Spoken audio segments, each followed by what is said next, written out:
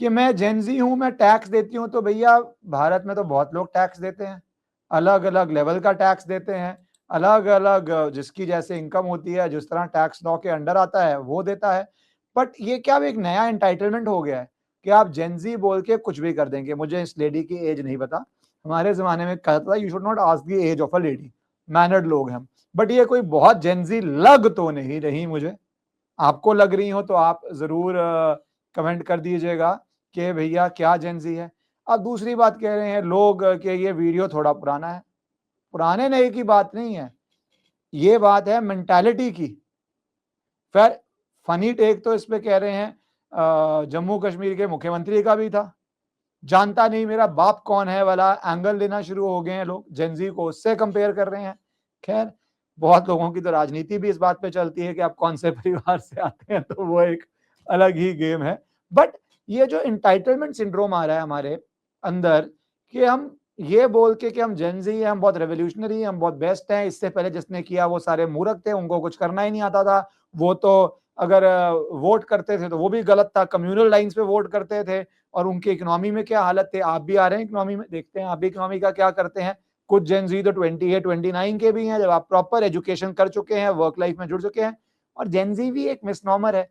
28 29 20 में बहुत लोग हैं जो देश के लिए बहुत बढ़िया कर रहे हैं, देश छोड़िए अपने लिए बहुत बढ़िया कर रहे हैं, अपने लिए बहुत अमेजिंग वे में परफॉर्म कर रहे हैं, अपने लिए कह रहे हैं कि हम बेस्ट टू बेस्ट करेंगे, देश को आगे लेके जाएंगे, हम डिसाइड करेंगे कि देश किस दिशा में जाएगा with their efforts, not by nonsense but literally by their efforts देश कहां जाएगा। तो ये जो मैडम इस तरह आती हैं और आके शुरू कर देती हैं कि मैं जेनजी हूं, फिर मैं टैक्सेस पे करती हूं। भाई हमारी आर्मी ना टैक्स फ्री नहीं जी रही है। Your wish is my command.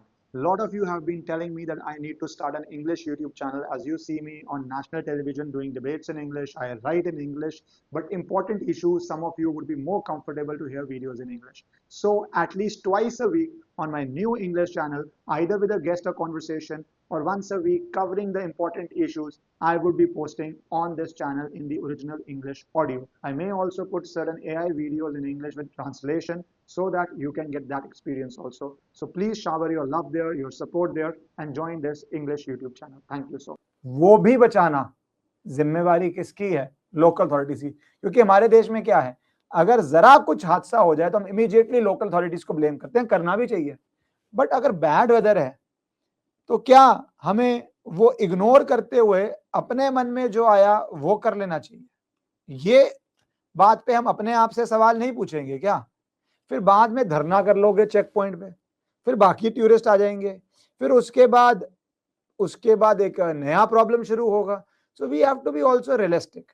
देखिए ऐसा नहीं है, बहुत जगहों पे गलती भी होती है एडमिनिस्ट्रेशन की, जहां पे बिना बात के ट्रैफिक रोक देते हैं, बहुत भाई रोक देते हैं, जहां पे वीआईपी मूवमेंट के रोक देते हैं। ये भारत की पेक्युलियरिटी है, आई अंडरस्टैंड, पीएम के लिए, एचएम के लिए एट दी हाईएस्ट लेवल हो, पर बहुत बारी स्टेट्स में हमने पाया है बिना रीजन के भी।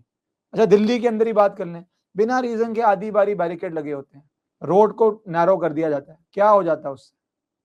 और half the time it is nobody knows the purpose, other times yes कोई उनको इंटेलिजेंस होती है। सो ये सब्जेक्ट टू सब्जेक्ट है, ऐसे एक वे में बोलना मुश्किल है। चलो कर्नल साहब भी जुड़ गए, उनको एक बार जोड़ दिया जाए। Sir welcome back. तो सर ये जेन जी पे जरा अपना आपका क्या कमेंट है? मैंने थोड़े अपने कमेंट्स दे दिए, आपका लेता हूं सर, क्या कमेंट है सर? मैं असल बात थी आपके कमेंट सुन नहीं पाया था, इश्करण सिस्टम भी सहन नहीं कर पाया कि ऐसे जेन जी भी हो सकते हैं, तो वो अपने आप बेचारे ने शटडाउन ले लिया, उससे सहन नहीं हुआ कि जेन जी ऐसे तो नहीं हो सकते भला। तो बड़ा इंटरेस्टिंग केस था इन महिला का, या जो भी इन जेन सो कॉल्ड जेन जी का। मैं कहूंगा जेन जी मुझसे बहुत नाराज हो जाएंगे अगर मैं इनको जेन जी मानूंगा तो। खैर सर मैं भी जेन जी हूं, ये रिपोर्ट आ रही है कि ये वीडियो आज का नहीं है।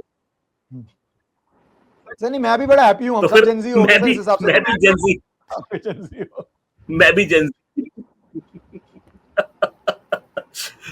तो ये इश्करण ये वीडियो जो है सुनते हैं, ये 25 जुलाई का है, आज का नहीं है, ये ऐसा सुनने में आ रहा है। और इस वीडियो में प्रोबेबली उस समय जेन-ज़ी आंदोलन जो था वो शुरू हुआ था या पूरे शबाब पर था। इस वजह से हर एक आदमी अपने आप को जेन-ज़ी कह के बचना चाह रहा था। तो हो सकता है ये वीडियो उस समय का हो। अच्छा, ये वीडियो जो है ये मिनी मार्ग का है, जो कि लेह श्रीनगर हाईवे का आखिरी पोस्ट है पुलिस का। और ये हाई एल्टीट्यूड एरिया में आता है और ये एरिया, इतना बता दूँ आपको, कि भारतीय सेना की रसद सामग्री ले जाने का इम्पोर्टेंट रूट है और उस समय प्रोबेबली सेना एक काम करती है एडवांस विंटर स्टॉकिंग का। यानी कि जब सर्दियाँ पड़ती हैं, रास्ते बंद हो जाते हैं, तो जो सैनिक ऊपर तैनात रहते हैं, उनके लिए रसद सामग्री को डंप किया जाता है। रसद सामग्री से मेरा तात्पर्य इवन नमक जो होता है वो भी वहाँ पर स्टोर किया जाता है, क्योंकि पूरे 6-7 महीने तक कोई भी आवागमन नहीं होगा। तो ये आदमी के जान की लिए और उसकी हिफाजत के लिए बहुत इम्पोर्टेंट चीज़ होती है और उस समय रूट्स जो होते हैं वो बंद किए जाते हैं। मोस्ट प्रोबेबली ये उस समय का सीन होगा जब या तो फिर आगे इंक्लीमेंट वेदर है, लैंडस्लाइड हो गया है, आगे जाना डेंजरस है, उस वजह से पुलिस ने वो रास्ता वहाँ से बंद किया होगा। इस वजह से जैसा उन्होंने कहा है, उनकी वीडियो में आया कि 5 घंटे से वो वहाँ पर हैं।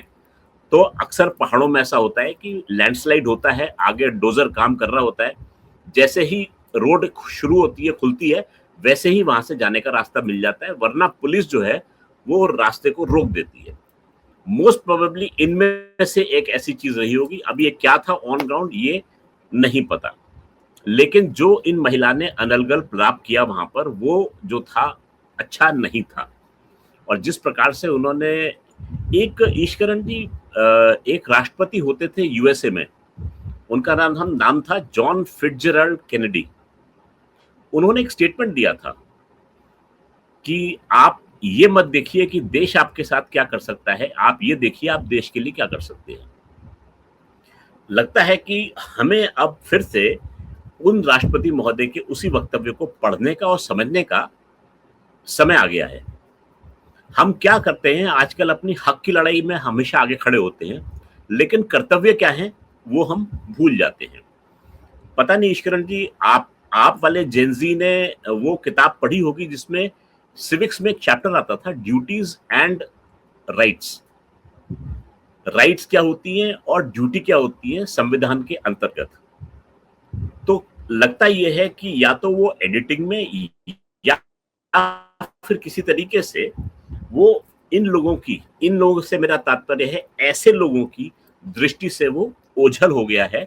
वो समझ नहीं पाए हैं या पढ़ नहीं पाए हैं कि ड्यूटीज क्या होती हैं, उन्हें केवल राइट्स मालूम है। तो ये बीमारी जो बड़ी खतरनाक है, यदि आपको केवल राइट्स पता है तो आपका जीवन जो है वो बड़ा दूभर हो जाता है। तो मैं इनके ऐसे व्यक्तियों के, अब ये इनके माता-पिता को कहूँ या इनके अध्यापक गण को कहूँ, किनको कहूँ, कि एक बार इनको पुनः ले जाकर ड्यूटीज पढ़वाएं, उसकी आवश्यकता है। नंबर 2, ये हवाला देती हैं कि फौजी और पुलिस वाले जो हैं वो इनके दिए हुए टैक्स पर पल रहे हैं। तो मैं इनसे हाथ जोड़कर इतनी विनती करूंगा कि मैं भी पेंशन लेता हूं, मेरी पेंशन पे भी टैक्स लगता है। तो शायद इनकी उम्र मुझसे 1 आध साल कम रही होगी, तो इनसे थोड़ा ज्यादा टैक्स शायद मैंने भी दिया है और मुझ जैसे अनेक फौजी भाई भी थे। दूसरी बात है, आज सोशल मीडिया पे एक पिक्चर की क्लिपिंग बहुत वायरल हो रही है और बड़ी माकूल क्लिपिंग है वो। और उसमें जो हीरो हैं उस पिक्चर में वो शायद एक ब्रिगेडियर का रोल अदा करते हैं और वो ये कहते हैं कि तुम्हें अपने राइट्स और तुम्हें अपना संविधान इसलिए याद आ रहा है क्योंकि मुझ जैसे लोग जो हैं अपनी उंगली ट्रिगर पर रखकर सर्दी में बर्फीले पहाड़ों पर खड़े हुए हैं। ये बात बड़ी ओछी हो जाएगी कहनी, लेकिन बात सच है। अगर इन महिला जरूरी है कहनी बिकॉज बहुत चीजें ग्रांटेड ले रहे हैं लोग। कितने घंटे सर जब आप सर्विस में थे आप खड़े रहते होंगे कितनी डिफिकल्ट सिचुएशंस में, और यहाँ पे आप इतना कलेश कर रहे हैं सेंसिटिव एरिया के अंदर। जी, अव्वल तो ये है कि ईश्वरन जी आज जिस धरती पर खड़े होकर ये बोल रही हैं, अगर ये आज से करीब 27 साल पहले उस जगह पर पहुंच जाती तो बहुत बड़ी बात थी, क्योंकि वो रास्ता जो था वो अंडर डायरेक्ट शेलिंग था पाकिस्तानियों द्वारा। 1999 कारगिल जो है वो आप भूले नहीं होंगे। तो ये उसी रोड का ज़िक्र हो रहा है और उस रोड की इम्पोर्टेंस क्या है, वो जो समझदार व्यक्ति है वो जानता है। उस पे चलने वाली गाड़ियों की इम्पोर्टेंस क्या है, उसको भी पता होना चाहिए। तो थोड़ी-सी होश की दवा पीनी पड़ेगी लोगों को, शायद हम अपनी हिस्ट्री भूल गए हैं या हम भारतीयों में कमी है कि हम हिस्ट्री बहुत जल्दी भूल जाते हैं। तो एक रिफ्रेशर कोर्स जो है वो हमें हमेशा करते रहना चाहिए हर 10 साल में कि आखिर हमारी हिस्ट्री क्या बोलती है। तो एक बार 527 सैनिकों ने अपनी जान दी थी उस सड़क को सुचारू करने में और उस ज़मीन को वापस पाकिस्तानियों से अपने कब्ज़े में लेने के लिए। वीडियो को 5 सेकंड के लिए इसलिए पॉज किया है क्योंकि मेरी आपसे रिक्वेस्ट है कि अगर आपको पसंद आए तो आप इस वीडियो को लाइक और चैनल को सब्सक्राइब कर लीजिए। और देखिए उसका घर किस प्रकार से चल रहा है, उसको क्या-क्या मुश्किलात सामने आ रही हैं।